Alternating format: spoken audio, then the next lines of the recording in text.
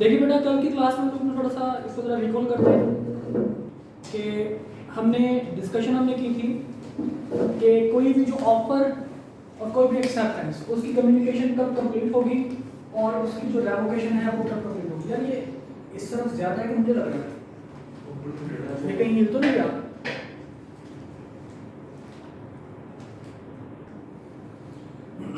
जी, तो कोई भी जो आपकी ऑफर है या कोई भी आपकी जो एक्सेप्टेंस है उसकी कम्युनिकेशन कब कंप्लीट होती है, और सेकेंडली कि अगर आपने उसको रिवॉक करना है तो किस सिचुएशन में आप रिवॉक कर सकते हैं, ये हमने पिछली क्लास में डिस्कस कर लिया था। उसके बाद हमने कहा था ना manners of revocation of an proposal. हमने कहा था बेटा रेवोकेशन और टर्मिनेशन होती तो सेम है, लेकिन टर्मिनेशन जो ऑटोमेटिकली खत्म हो जाती है और रेवोकेशन का मतलब क्या होता है जो खुद से खत्म कर दी जाती है। तो जनाब आपके पास कोई भी जो ऑफर है वो रिवॉक हो सकती है जब आप रेवोकेशन का नोटिस देते हैं दूसरी पार्टी को, ऑफर क्या हो जाएगी रिवॉक। और कंडीशन हमने पढ़ ली थी, अगर आपने कोई टाइम लिमिट सेट किया हुआ है और टाइम लिमिट खत्म हो जाए by the lapse of the time, और अगर आपके पास कोई टाइम लिमिट सेट नहीं था तो रीजनेबल टाइम, मतलब अगर आपने रीजनेबल टाइम के बाद जाके ऑफर को एक्सेप्ट करने की कोशिश की तो वो उतनी देर तक ऑफर जो कि आपकी रिवॉक हो चुकी होगी। फिर कहते हैं जी अगर आपने एक्सेप्टेंस के लिए कोई कंडीशन रखी थी, कोई प्रिस्क्राइब मोड आपने कोई प्रिस्क्राइब किया था जहां इस मोड में आपने एक्सेप्टेंस देनी है, अगर आप उस मोड में एक्सेप्टेंस नहीं देते तो फिर भी क्या हो जाएगा, आपकी जो ऑफर है वो रिवॉक हो सकती है। और उसके बाद जनाब अगर आपने कोई ऑफर करवाई और ऑफरी ने अभी तक ऑफर एक्सेप्ट नहीं की और ऑफर की एक्सेप्टेंस से पहले अगर ऑफरर की डेथ हो जाए तो उसकी डेथ के साथ ही ऑफर क्या हो जाएगी रिवॉक हो जाएगी। ओके, तो ये 4 पॉइंट थे किसके, रेवोकेशन के। इसके बाद आपके पास कुछ 2-3 पॉइंट्स थे जो टर्मिनेशन के थे, जैसे कि आपके पास ये एडिशनल पॉइंट्स हैं। ये टर्मिनेशन के लिए बेटा अगर आपको आईटीआई पूछता है कि टर्मिनेशन के पॉइंट बताइए तो आप ये 2 पॉइंट्स बताएंगे, रेवोकेशन के पॉइंट बताइए तो ऊपर वाले आप 4 पॉइंट्स बताएंगे। ठीक है, तो टर्मिनेशन कब होगी जनाब, कहते हैं जी अगर कोई ऑफर एक्सेप्ट ना की जाए या रिजेक्ट कर दी जाए तो वो आपके पास क्या हो जाएगी, ऑफर टर्मिनेट हो जाएगी। या फिर आप ऑफर के बदले में कोई ऑफर दे दें जिसको हम लोग काउंटर ऑफर बोलते हैं, तो काउंटर ऑफर के बदले में भी आपकी ऑफर क्या हो जाएगी, टर्मिनेट हो जाएगी। ठीक है, और अगर एक दफा आपकी कोई ऑफर टर्मिनेट हो जाए, सॉरी एक्सेप्ट हो जाए, तो फिर वो दोबारा रिवॉक या टर्मिनेट नहीं हो सकती। क्लियर? ये जनाब चीजें हैं हमारे पास जो हम लोगों ने डिस्कस करनी, जो हम लोगों ने डिस्कस की। इसके बाद बेटा हम लोग चलते हैं, मूव ऑन करते हैं हमारे अगले हमारे एमसीक्यूज की तरफ। ले बेटा एमसीक्यूज बेटा हम लोग डिस्कस करते हैं जी बारी बारी की। कहते जी lawful offer is promise, legal relation, proposal या प्रेजेंटेशन। प्रॉमिस क्या होता है, जब ऑफर एक्सेप्ट हो जाए तो वो प्रॉमिस बन जाता है। तो एक्सेप्टेंस तो है नहीं, क्या करेंगे, lawful offer is. Legal relation में जब तक एक्सेप्टेंस ना हो तो एक प्रपोजल है, प्रेजेंटेशन नहीं है। लॉफुल ऑफर का मतलब क्या होता है कि प्रेजेंटेशन ऑफ या विलिंगनेस किसी काम करने या रुक जाने की with intention to receive the assent of other party, तो खाली ये प्रेजेंटेशन नहीं है। ठीक है, तो इसका मतलब क्या हुआ, lawful offer is proposal. Clear? Second देखिए ना, which of the following result या रिजल्ट्स इज एन ऑफर, इनमें से कौन सी चीज ऑफर होगी। A a declaration of intention, अपनी इंटेंशन का इजहार करना। An invitation to offer, offer के लिए इनवाइट करना। An advertisement offering reward to anyone who finds the lost dog of the advertiser, कि एडवर्टाइजमेंट देना कि जनाब जो बंदा भी मेरा कुत्ता ढूंढ के लाएगा मैं उसको पैसे दूंगा। या फिर an offer made in a job, जो ऑफर मजाक में की जाए। See a declaration of intention. A only declaration of intention offer नहीं होता। हमने क्या पढ़ा था, विलिंगनेस टू डू और not to do something with intention to obtain assent of other person, रजामंदी भी चाहिए होती है। ठीक है, तो एन इनविटेशन ऑफर तो कभी होता ही नहीं है, टेंडर ऑफर होती है, ऑफर होती नहीं है। हाँ, ये it is some sort of offer कि जिसमें आप क्या कह रहे हैं जी, मैं एक ऑफर करवा रहा हूँ जी जनाब, क्या चीज कि जी मेरा जो मतलब कुत्ता ढूंढ लाएगा तो वो हो जाए। अगर ये ना होता तो फिर मैं डिक्लेरेशन ऑफ इंटेंशन को मैं कह सकता था, अगर ये ना होता, लेकिन टेक्निकली ये भी रॉन्ग होता और मजाक में की जाने वाली ऑफर तो होती नहीं है। ठीक है, तो ये भी आपके पास गलत आएगा। तो इसका सही आंसर क्या बनेगा जी, 4 ले। समझ आ गई भाई? देखें इसमें मजे की बात यह है कि जब आप एमसीक्यूज पढ़ेंगे ना तो तकरीबन काफी सारे एमसीक्यूज हमें ऐसे लग रहे होंगे, कम से कम 2 एमसीक्यूज ऐसे लग रहे होंगे जैसे सेम है। ओके, इसके बाद देखिए जी, अ लेटर ऑफ एक्सेप्टेंस, ले भाई साहब, a letter of acceptance for a lawful and legal matter sufficiently stamped and duly addressed is put into course of transmission. Letter of acceptance क्या हुआ ना, पोस्ट कर दिया गया। अब इसके बारे में क्या कह रहे हैं, देयर इज अ, क्या है, a valid contract as against acceptor, who is acceptor, offeree. क्या ये ऑफरी के पॉइंट ऑफ व्यू से कॉन्ट्रैक्ट बन गया? नहीं, क्यों? क्योंकि एक्सेप्टेंस ऑफरी के पॉइंट ऑफ व्यू से अभी तक नहीं हुई। A contract voidable at the option of offerer, क्या ये कॉन्ट्रैक्ट voidable है? voidable कॉन्ट्रैक्ट कौन से थे?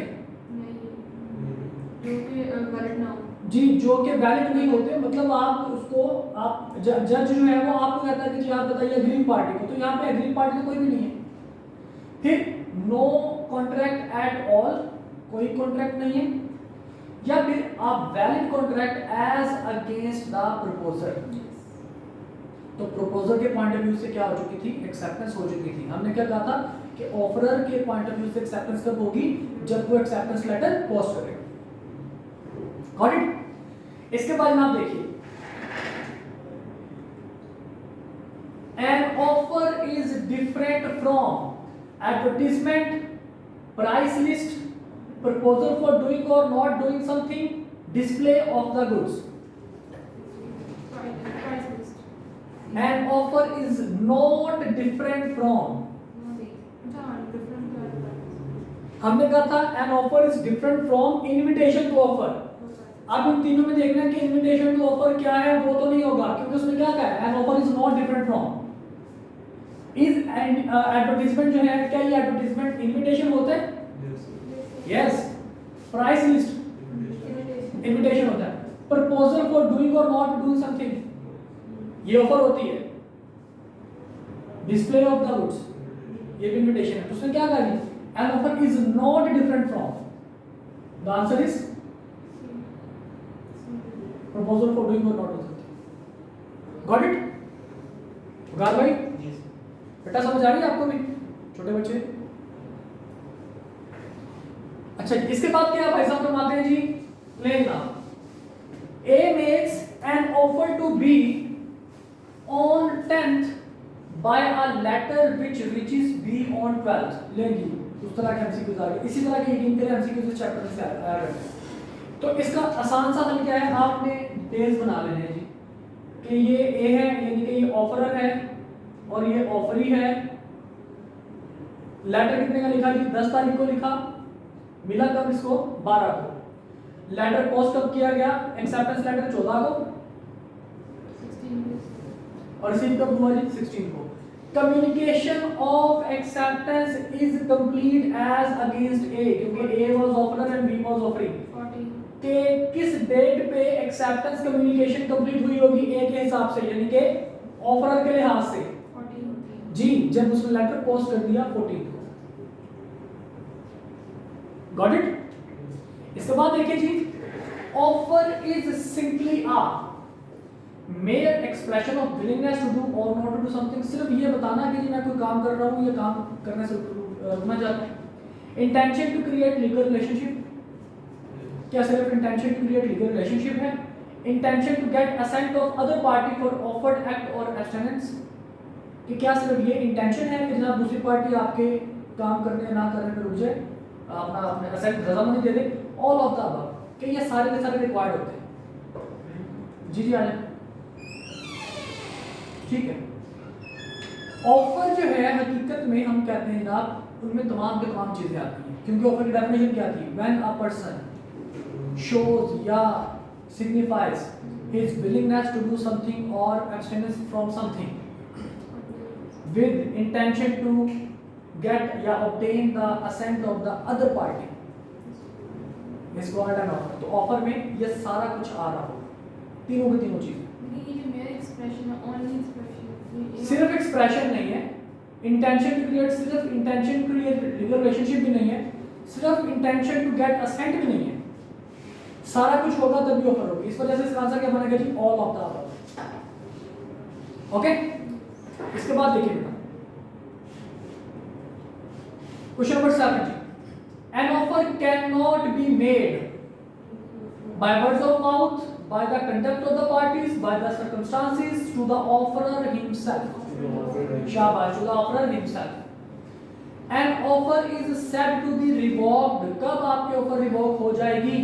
By non-fulfillment of condition precedent to acceptance. Acceptance is not in prescribed mode, but offerer does not object to it. Acceptance नाम जो बताया गया था उस मोड में नहीं की गई, लेकिन ऑफरर को कोई मसला नहीं है, तो एक्सेप्टेंस हो जाएगी ना, रेवोकेशन तो नहीं होगी। Acceptance is not given with in reasonable period of time but offeror does not object, फिर ये भी एक्सेप्टेंस हो जाएगी। Misunderstanding has arisen between offer and offeree, हाँ जी, तो मिसअंडरस्टैंडिंग हो जाएगी तो आपके पास ऑफर रिवोक हो जाएगी नहीं, हमने क्या कहा था ना, ऑफर कब रिवोक होगी, जब आपकी ऑफर की कंडीशन जो आपने लगाई है वो फुलफिल ना की जाए, एक्सेप्टेंस के बाद, तो अल्फा इसका राइट आंसर होगा। Acceptance must be given in usual manner, prescribed manner, any manner suitable to the offeree, जो ऑफरी को ठीक लगता है वो, या मोर इफेक्टिव मैनर, या सबसे बेहतरीन मैनर में, प्रिस्क्राइब्ड मैनर। ओके, अगर प्रिस्क्राइब्ड ना होता तो यूजुअल मैनर, ठीक है जी। इसके बाद कहते हैं जी which of the following statement is true, ये सबसे मुझे अजीब और से लगता है, नॉट वाले which of the following is not true और which of the following is true, ये इनमें गड़बड़ होती है। कहता है जी इनमें से कौन सी स्टेटमेंट ठीक है जी, a proposal may be revoked at any time before the communication of its acceptance is complete as against the offeree। Offeree के अगेंस्ट एक्सेप्टेंस कब होगी, जब वो एक्सेप्टेंस लेटर ऑफर को पहुंचेगा। तो कहता जी क्या एक्सेप्टेंस लेटर पहुंचने से पहले पहले किसी भी टाइम आप उस ऑफर को रिवोक कर सकते हैं?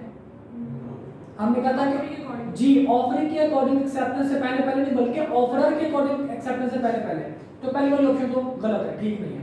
दूसरी ऑप्शन जी एक्सेप्टेंस में be revoked at any time before the communication of acceptance is complete as against the acceptor, कि acceptor जो है यानी कि acceptance जो है वो किसी भी टाइम रिवोक की जा सकती है before its communication against offeree। तो हमने ये कहा था कि जनाब ये स्टेटमेंट ठीक है कि गलत है, ये स्टेटमेंट ठीक है कि गलत है? सर पहले दोनों ठीक लग रहे हैं, पहले दोनों ही गलत। देखो पहली ऑप्शन क्या है आपके पास, 1 और 5, 6 और 10, एग्जाम्पल तो आप लोगों को पता होगा, ठीक है। He is offering and he is offer, acceptance और ऑफर। ऑफरर के अगेंस्ट एक्सेप्टेंस कब होगी? 6। इसका मतलब क्या हुआ कि offer can be revoked at any time before 6, मतलब at any time before its acceptance according to offer. अब इसने जब एक्सेप्टेंस लेटर लिखा तो एक्सेप्टेंस की कम्युनिकेशन कब होगी? जब इसका एक्सेप्टेंस लेटर कब पहुंचेगा? ऑफर को पहुंचेगा, मतलब an acceptance can be revoked at any time before its communication with respect to offeree, मतलब किस डेट को? 10 तारीख से पहले पहले। तो क्या ये बात ठीक है? रूल में यही कहता है, इस स्टेटमेंट को पढ़िए क्या कह रहा है, एक्सेप्टेंस में be revoked at any time before the communication of its acceptance, यानी कि एक्सेप्टेंस रिवोक की जा सकती है किसी भी टाइम से, किस टाइम से पहले पहले, अगर इसकी जो communication with respect to as against the acceptor, यानी कि ऑफरी के लिहाज से, ऑफरी के लिहाज से एक्सेप्टेंस कब समझी जाएगी? 10 को, मतलब 10 से पहले पहले तो ये एक्सेप्टेंस को रिवोक कर सकते हैं ना भाई? यस, तो इसका ये आंसर मुझे स्टेटमेंट्स की ठीक लग रही है। अगली स्टेटमेंट पढ़ते हैं जी, an offer initially rejected may subsequently be accepted, is it possible? Not possible. Letter of offer may be sent after letter of acceptance, is it possible कि जनाब आप पहले एक्सेप्टेंस दे बाद में आपको ऑफर मिले? ओके, तो लिहाजा आपके पास इसमें कौन सी स्टेटमेंट ठीक है बेटा? बीटा। इसमें अल्फा में तो यही बात है, ऑफर और एक्सेप्टेड वो प्रपोजल है। वो प्रपोजल की बेटा बात कर। देखो हमने क्या पढ़ा था, मैंने क्या कहा था कि मिस्टर बी ने ऑफरिंग लेटर लिखा एक्सेप्टेंस का 6 तारीख को, 10 तारीख को पहुंचा। ऑफरर को उसी दिन एक और लेटर भी मिल गया, 2 लेटर उसके पास थे, एक रेवोकेशन का, एक एक्सेप्टेंस, रेवोकेशन ऑफ एक्सेप्टेंस और दूसरा एक्सेप्टेंस का। तो हमने डिसाइड किया था कि जो लेटर वो पहले पढ़ेगा वही समझ जाएगा। अगर वो रेवोकेशन का पहले पढ़ लेता है, इसका मतलब क्या हुआ कि वो रेवोकेशन का पहले पढ़ रहा है, इसका मतलब एक्सेप्टेंस वाला लेटर उसको बाद में कम्युनिकेट हुआ होगा। तो इसका मतलब ये हुआ कि अगर उसको रिवोक करना है एक्सेप्टेंस को, तो रेवोकेशन ऑफ एक्सेप्टेंस कब पॉसिबल होगा? Before any time completion of acceptance with respect to offering. ठीक है, इसके ऑफरर के नॉलेज में एक्सेप्टेंस आने से पहले एक्सेप्टेंस को रिवोक किया जा सकता है। तो यहां पे यही बात है, क्लियर और नॉट? नहीं समझे बात की? देखो ये एग्जांपल समझ आ रही है? इसमें कोई वसीयत सारी तो नहीं है। एक्सेप्टेंस 2 तरीके से होगी, एक होगी विद रिस्पेक्ट टू ऑफरर, एक होगी with respect to offering. Acceptance की मैं बात कर रहा हूं, मैं कहता हूं विद रिस्पेक्ट टू ऑफरर से पहले acceptance with respect to offerer से पहले ऑफर रिवोक की जा सकती है, क्योंकि ऑफरर के लिहाज से एक्सेप्टेंस कब होगी? जब ऑफरी लेटर पोस्ट करेगा, और ऑफरी के लिहाज से एक्सेप्टेंस कब होगी? जब वो लेटर ऑफरर तक पहुंचेगा। ऑफर को रिवोक कर सकते हैं before its acceptance with respect to offerer, और एक्सेप्टेंस को रिवोक कर सकते हैं before its communication with respect to offering. मतलब जब ये लेटर को मिलेगा, उस लेटर को मिलने से पहले एक्सेप्टेंस को रिवोक कर सकता है। ठीक है, और जब इसको लेटर मिल जाएगा तो हम क्या कहेंगे? Acceptance is communicated with respect to offering. ठीक है, तो यहां पे क्या कह रहा है जी? Acceptance may be revoked at any time. अब एक्सेप्टेंस कब रिवोक हो सकती है? 10 से पहले 10 तारीख को क्या होगा? ऑफरर को लेटर मिलेगा। जब ऑफरर को लेटर मिले तो एक्सेप्टेंस की कम्युनिकेशन कंप्लीट होती है एज अगेंस्ट ऑफरिंग, यही है ना? Acceptance may be revoked at any time before the communication of acceptance is completed as against the acceptor या offering। एक ही बात। Is it okay? ठीक कह रही है? बिल्कुल सही स्टेटमेंट। Got it? देखिए बेटा इसके बाद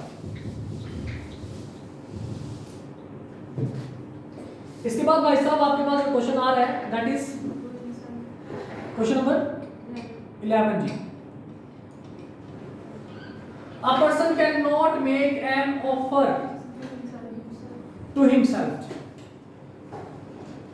An offer gets legal consequences as soon as it is made, जब वो बनती है तभी, as soon as it is communicated, जब वो communicate कर जाती है तब उसके legal consequences होते हैं कि अगर आप ऑफर नहीं मानेंगे तो फिर आपको दांत पकड़ लेगी आगे। as soon as it is revoked या फिर as soon as it is accepted जी, जब तक वो एक्सेप्ट नहीं होता तब तक उसका कोई लीगल कॉन्सिक्वेंस नहीं होगा। इसके बाद देखिए जी, अच्छा जैसे हमारे पास ऑफर थी ना,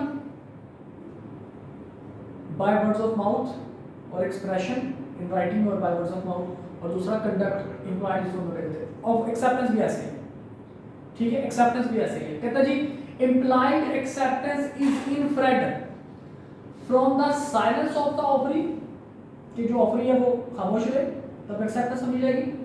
from the conduct of the offering, from the written statement of the offering, from the oral statement of the offering. तो रिटन स्टेटमेंट या ओरल स्टेटमेंट तो आपके पास एक्सप्रेस आ जाएगी और साइलेंस भी नहीं होता, तो इसमें क्या होगा?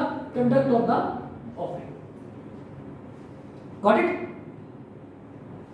इसके बाद देखिए जी, लेना Abdullah offered by letter to sell Karim his motor bike for 5000। Abdullah ने करीम को क्या कहा? एक लेटर लिखा कि जनाब 5000 रुपए का जो है वो मैं अपनी बाइक बेचना चाहता हूँ, Kareem wrote back saying he accepted the offer and would pay in 2 installments at the end of 2 following months. Sir ये प्रोजेक्टर की चीज नहीं कर सकते थे पोजीशन सीधा मेरी आंखों में लग रहा है आंखों में लग रही है मतलब? सर वो रिफ्लेक्ट होके आके एक मिनट ठहरना पुत्र। लाइट ऑन नहीं है? अभी भी आ रही है अभी भी आ रही है? लाइट बेसिकली मेरे पास फ्लैश लाइट ऑन नहीं फ्लैश लाइट तो उसकी ऑन नहीं है। प्रोजेक्टर की लाइट है ना सर व्हाइट बोर्ड से रिफ्लेक्ट कर दिया उसने अब ठीक है? कि भी है? वैसे लेकिन अब उसको हाँ नहीं पुत्र प्रोजेक्टर की लाइट अपनी यहाँ पे व्हाइट बोर्ड पे तो होगा ही होगा।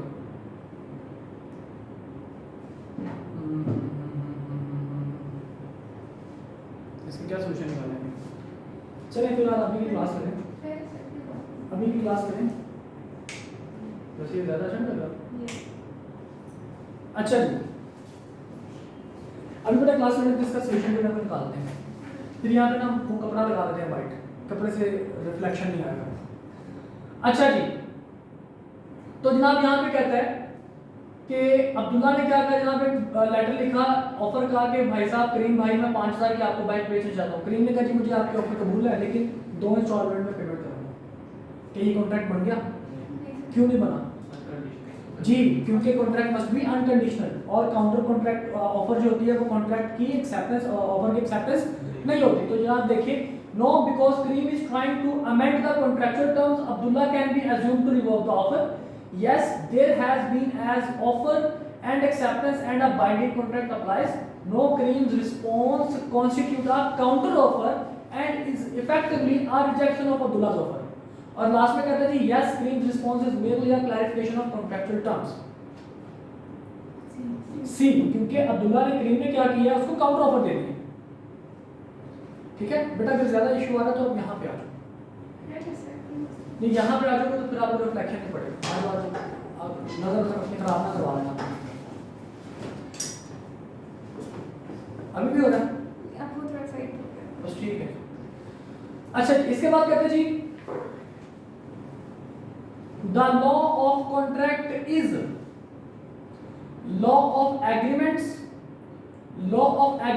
which creates legal obligation, law of all agreements, law of personal and social agreements. जी law of agreements which creates legal obligation, इनके विचार enforceable by law।